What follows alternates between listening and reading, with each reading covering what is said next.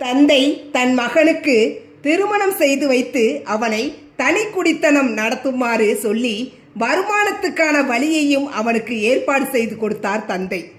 வாரம் ஒரு முறை தந்தை வந்து மகனை பார்த்து செல்வது வழக்கம். ஒரு முறை தந்தை வந்திருந்தார். இரவு நேரம் தந்தையும் மகனும் பேசிக்கொண்டு இருந்தார்கள். அப்பா, நீங்கள் எப்படி பணக்காரராக ஆனீர்கள்?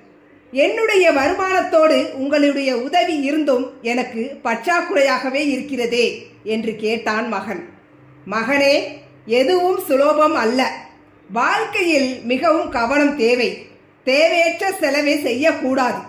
வீட்டில் வெளிச்சத்துக்கு ஒரு விளக்கே போதும் என்றால் மற்றொரு விளக்கை எதற்காக எரியவிட வேண்டும் என்று கேட்டார் தந்தை. உடனே மகன் எழுந்து தேவையில்லாமல் எரிந்து கொண்டிருந்த மற்றொரு விளக்கை அணைத்தான்.